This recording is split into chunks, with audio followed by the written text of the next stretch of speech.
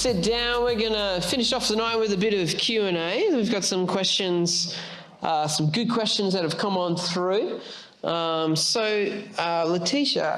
first question we've got, if you have a friend or a partner who is currently addicted to porn or has been in the past, how do you create kind of a healthy communication dialogue in that kind of scenario?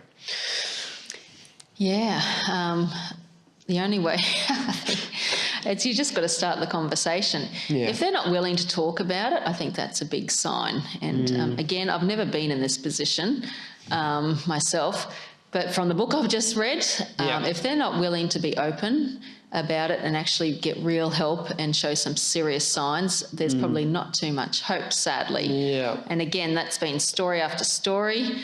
Even when they thought they'd had good, honest conversations, that behind porn is always deceit, manipulation, selfishness, greed. Yeah. A lot of these guys were embezzling money. They were having affairs.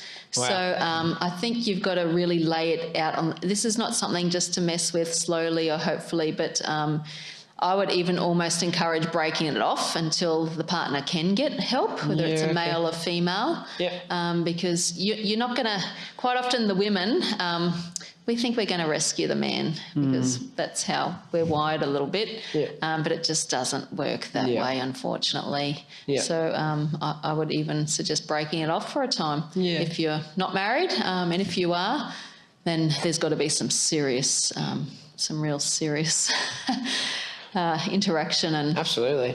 So if someone is kind of quite open with it, I guess that was half the battle, wouldn't it be?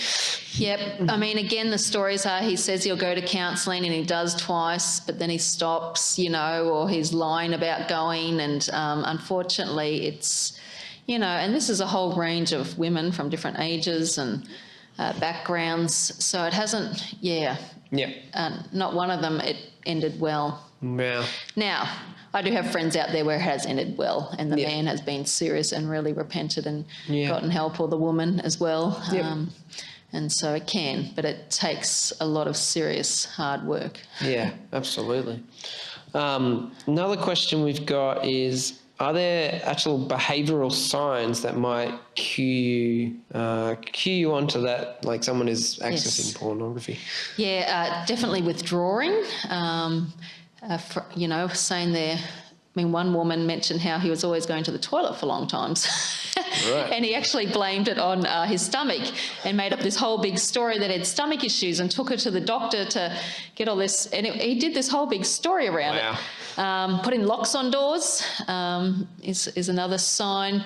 I think, hiding your phone whenever someone walks into the room is there. Getting angry. I think porn and anger is something that just seems or suddenly they're demanding weird and wonderful sex things that you're not comfortable with. Makes sense. I actually had a woman told me last year she knew he was starting to watch porn because sex started getting really rough. And wow. And again, these were Christians. And that's tragic. Yeah. So there's those little telltale signs. The women in the book, because at the end of every chapter they give advice, and most of them said trust your intuition. And women are very intuitive. And so don't, and quite often the man would lie or try and cover it up, and they'd think, oh, that's odd, or they'd put it back on her. Trust your intuition. Yeah. No, that's good advice. Good advice. Is it profitable to get the state involved to restrict a voluntary action? As Christians, should we be looking for the state to fix what is a heart problem? Yeah, I think you do both, because God puts leaders in there. And so there's legislation. I mean, the original role of politics were to legislate, godly stuff. Our nation was built on godly principles, but we've gone so far away from that. But if I can work with a politician to legislate that porn websites should not be for anyone under 18, and some nations have done that, and where the porn sites aren't proving that they're aligning with that, they will just shut down that porn site. Yeah, right. So there's some good things happening out there. So we definitely have got to do both. Yeah, do both. How do counsellors manage to get it so wrong to teach porn as a positive thing? That is a good question. I had thought that. Yes, they obviously don't see the issue with it. I mean, I used to speak at a conference in Melbourne. It was called the Australian Summit to End Sexual Exploitation. It was run at the Melbourne University. So there was a whole range of non-Christians, Christians, feminists, everybody there.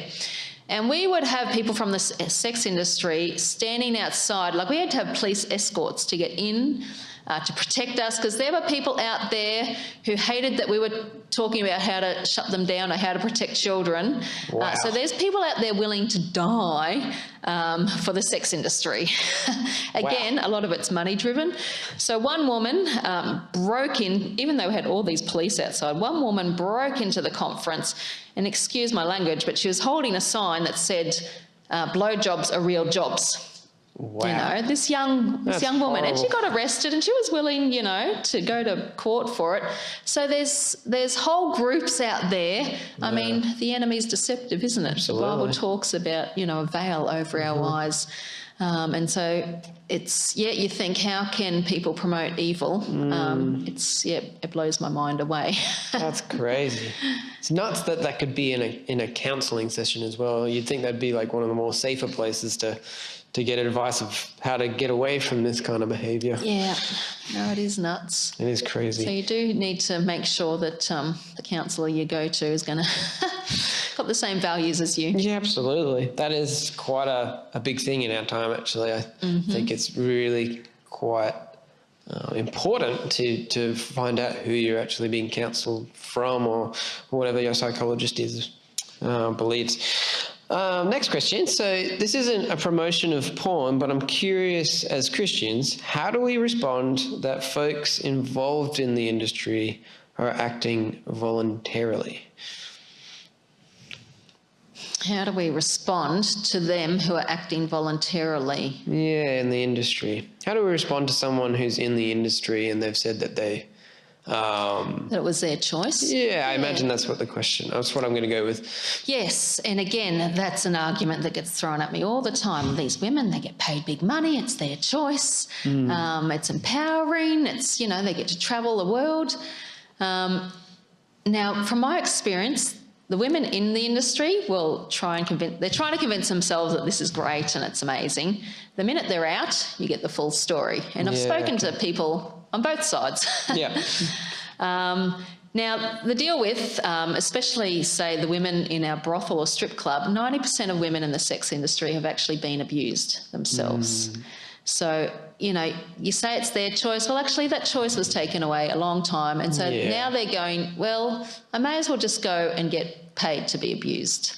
Or they think that what they're doing is actually power over men. So I'm going to really go out there and, you know, this is my chance to show my power. So, you know, and when I'm at our strip club, we go in there every couple of weeks, and the manager loves us, and we take a platter of food and just sit with these women, and they're beautiful. Wow. And they all have a story, and you just listen and you love. Yeah. I don't tell them they're going to hell or there's something wrong with them. And when you hear their stories, you can understand why they're in there. Yeah.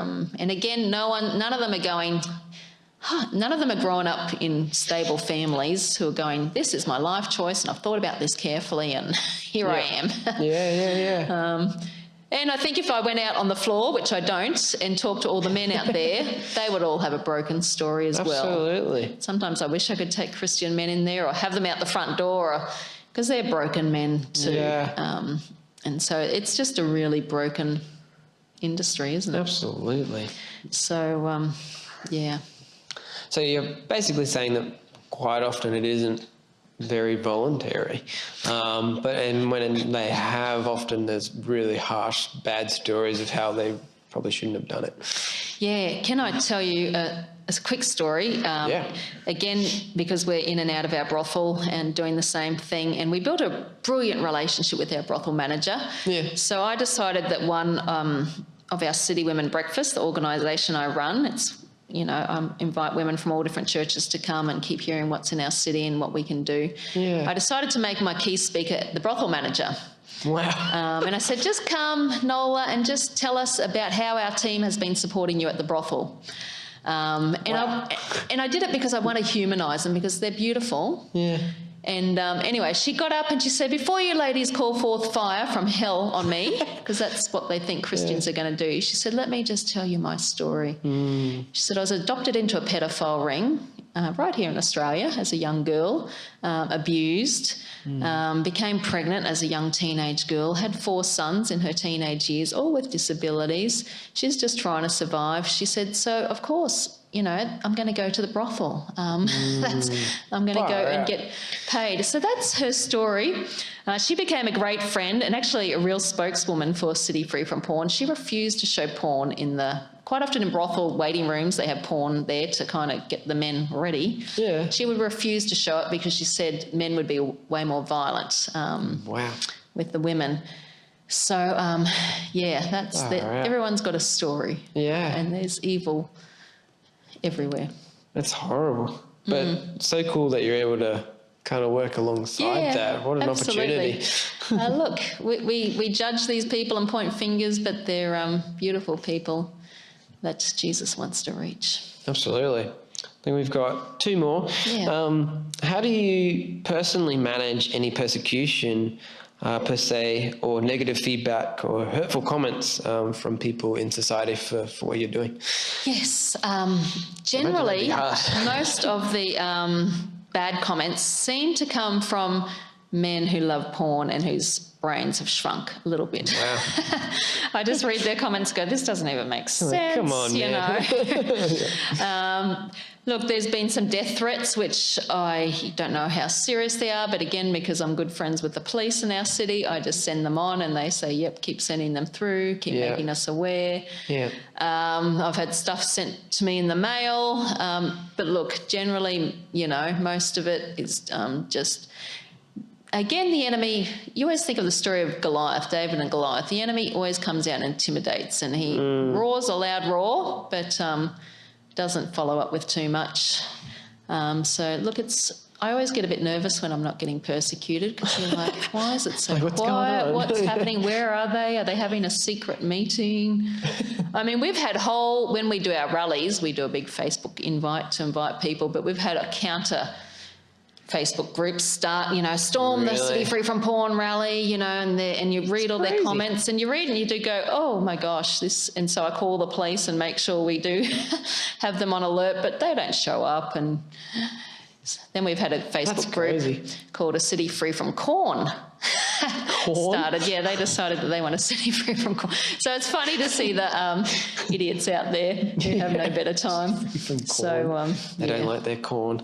Yep. I have one more question, and how do you think the kind of breakdown of the family unit and like traditional marriages kind of played into this at all?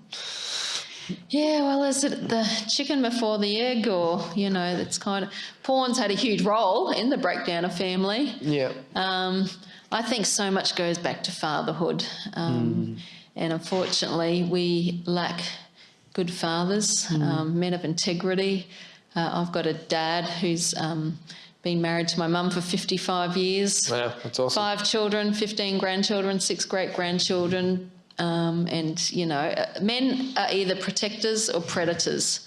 And unfortunately, the porn industry has turned them into predators. But men who protect, like my dad and my brothers, I've never experienced abuse because I've grown up in a community where the women are protected and where the men are men. And doesn't say that they haven't struggled with these issues, but they've sought help, they've been honest and open. Yeah. So I think a lot of responsibility does come back to man. Yep. The Bible says he's the head of the home, but he gets to lay down his life as Christ laid down his life for the family. And Dad's always said his job is to make sure our family flourishes.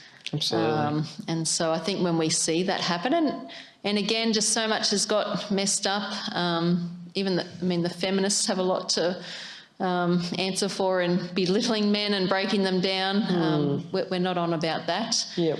Even though this, would seem like it's more of a man's issue, but I just think we need good men to lead their families, lead the communities, together with women. We do it together, hey? Yeah. But unfortunately, porn and the prevalence of phones and the internet is just rampant. And our young children, I mean, we're grooming the next generation of violent men right now. Starting from the age of 8 is the first. 8 to 11 is the age of exposure to porn. Far out. That's tragic. Yeah, it is tragic. Yeah. Hence why we need to have these conversations.